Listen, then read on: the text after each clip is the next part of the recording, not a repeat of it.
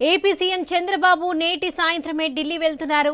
రేపు ఢిల్లీ సీఎం ప్రమాణ స్వీకారం ఉండడంతో ఆ కార్యక్రమంలో పార్టిసిపేట్ చేస్తారు చంద్రబాబు. ఇదే విషయానికి సంబంధించి మరిన్ని అప్డేట్స్ మా ప్రతినిధి హరీష్ అందిస్తారు. హరీష్ చెప్పండి.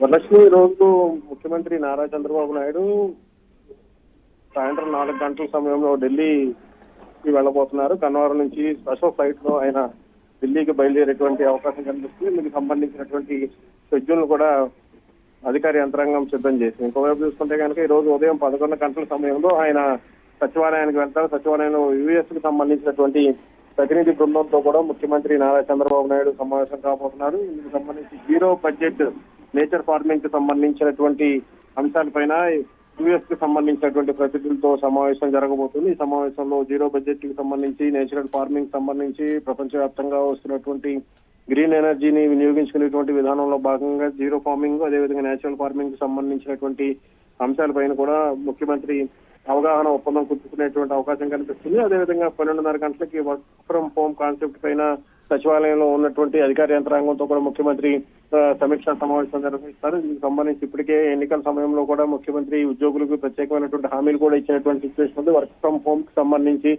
ఎలాంటి మార్గదర్శకాలు ఉండాలి, సాఫ్ట్వేర్ కంపెనీస్ కావచ్చు, ఇతరత్ర మల్టీనేషనల్ కంపెనీస్ కావచ్చు, ఈ కంపెనీలో అనుసరిస్తున్నటువంటి విధానం ఏంటి, గత 5 ఏళ్లలో చూసినటువంటి సిచ్యువేషన్స్, ఇప్పుడు కూటమి ప్రభుత్వం అధికారంలోకి వచ్చిన తర్వాత అమలవుతున్నటువంటి ప్రభుత్వ పనితీరుకు సంబంధించినటువంటి అంశాలు, వీటన్నిటిని కూడా దృష్టిలో పెట్టుకొని ముందస్తుగా మహిళలకి వర్క్ ఫ్రమ్ హోమ్ కి అవకాశం కనిపించేటువంటి అవకాశం కనిపిస్తుంది. దీనిపైన కూడా అధికార యంత్రాంగంతో సమీక్ష చేస్తారు. ఆ తర్వాత సాయంత్రం 4 గంటలకి ఆయన ఉండవల్లి నివాసం నుంచి నేరుగా గన్నవరం విమానాశ్రయం నుంచి స్పెషల్ ఫ్లైట్ లో ఢిల్లీకి వెళ్తారు. రేపు ముఖ్యమంత్రిగా ఢిల్లీ బీజేపీ ముఖ్యమంత్రిగా ప్రమాణ స్వీకారోత్సవ కార్యక్రమంలో కూడా ముఖ్యమంత్రి పాల్గొన్నారు. వరలక్ష్మి.